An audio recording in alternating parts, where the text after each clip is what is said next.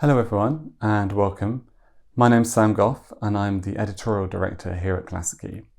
And we're very excited to be bringing into our library a new restoration of one of the cult classics of Soviet science fiction, Richard Viktorov's Per Aspera ad Astra. Viktorov's vision of environmental collapse and generational tension speaks to the atmosphere of the 1980s when it was released.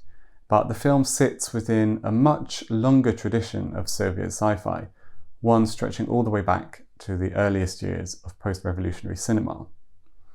Indeed, one of the first Soviet silent classics was a sci-fi film, Aelita, or The Queen of Mars, adapted in 1924 by Yakov Protazanov from Alexei Tolstoy's novel of the previous year. The film tells the story of Los, an engineer in Moscow, whose jealousy towards his wife prompts an escalating series of daydreams about the eponymous Martian monarch. In his reveries, Los flies to Mars, where he instigates a planetary proletarian revolution against Mars's brutal ruling aristocracy. The film's reputation owes much to its remarkable production design, the sets by Isaac Rabinovich and Viktor Simov, and in particular costumes by Alexandra Exter, that take the constructivist avant-garde of the era and use it as a means to convey the otherworldliness of Martian society. In keeping with the revolutionary energy of the 1920s, the flight to Mars here serves as a cautionary tale, reminding our protagonist of his duties as a citizen of Red Russia, rather than the Red Planet. Under Stalinism in the 1930s and 40s, Soviet cinema turned away from the stars and back towards the Earth, focusing on and propagandizing achievements in the USSR's factories and fields. And it wasn't until the post-Stalinist thaw of the 1950s that Soviet sci-fi reached full maturity. A country keen to cast off the shadows of earlier repressions and to redefine itself along new, optimistic, progressive lines found in the burgeoning space race and the figure of the cosmonaut, new models in which to do so. As Yuri Gagarin and company broke new ground in space exploration, the standard Russian term for science fiction, naучно-фантастический, or scientific fantastic, almost seemed to describe the reality of Soviet life. The first great director of the space race was Pavel Klushantsev, whose techno-optimism sat well with the atmosphere of the times and exerted an international influence. Some have seen his influence, for instance, in Stanley Kubrick's 2001 A Space Odyssey. Klushantsev's first great success was the 1957 film Road to the Stars, which uses innovative special effects to tell the history and present the future of Soviet space exploration, including terraformed moon colonies and domesticated rockets.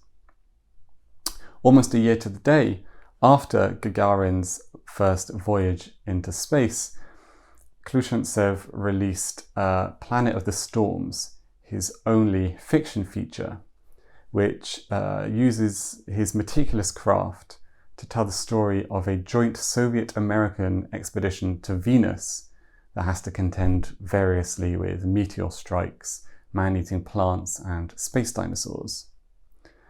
And this story of international, intergalactic cooperation speaks to the Thaw era's openness to foreign influence and interaction.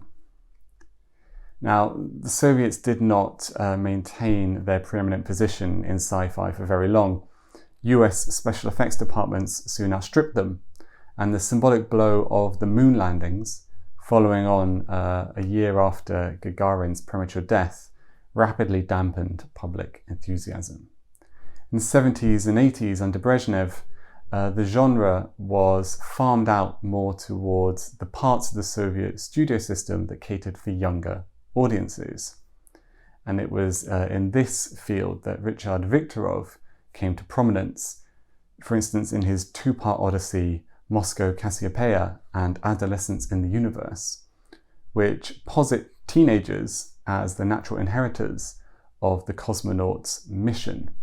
The latter of these films, Adolescence in the Universe, quite tellingly shows our young adult adventurers battling against robots who want to destroy the human capacity for emotion. Animations, such as Roman Schnapper's In the 30th Century from 1972 and Roman Kachanov's Mystery of the Third Planet from 1981 were also popular at the time. Mystery of the Third Planet was one of many film and TV adaptations from the work of the prolific and much beloved sci-fi author Keir Bulachov, who wrote Per Aspera ad Astra together with director Viktorov. This film perfectly balances the optimism of the teen sci-fi genre with a kind of late Brezhnev era cynicism. Yelena Metyolkina is magnetic as Nia, a beautiful cyborg who requests Earth's help in salvaging her home planet of Dessa, which has been racked by environmental disaster, which we later discover was the work of rapacious human colonists. The images of desiccated Dessa chime uneasily with the Soviet Union's own environmental disasters in the Aral Sea, for instance, or a few days later in Chernobyl. The planet of Dessa is itself a character in the film, and Per Aspera ad Astra has this in common with the cinematic tale of Soviet space travel that is most familiar to foreign audiences, another adaptation, this time from the Polish author Stanisław Lem, and I'm speaking of course of Andrzej Tarkovsky's 1979 film Solaris. Solaris was Tarkovsky's attempt to get back into the Soviet Film Authority's good books after the controversy surrounding his 1966 film Andrei Rublev, and also, in his words, an attempt to bring greater emotional, philosophical depth to the sci-fi genre. And although Tarkovsky clashed with Polish author Lem over his radical adaptation, the changes he made to the author's source material, Solaris would go on to be one of the director's most successful films domestically, even being remade in 2002 by the American director Steven Soderbergh. Now, perhaps the last great Soviet sci-fi was Georgy Danelia's Kin-Za-Za from 1986. This is the scatterbrained story of two figures known as Uncle Vova and the violinist, who are accidentally teleported to a planet called Pluk. Now, as he did in his popular Earthbound comedies, Danelia uses this kind of absurd premise to pick holes in the pettiness of social structures and to critique the cynicism which by the 1980s had replaced earlier socialist idealism. In many ways, Kin-Za-Za is a kind of mirror image of Protazanov's Aelita. Both films begin and end here on Earth in Moscow. But unlike in Protazanov's earlier film, for Danelia there is no sense anymore of a new world being built, either here or beyond the stars. Well, we hope you enjoy watching Per Aspera ad Astra on Klassiki, and thank you.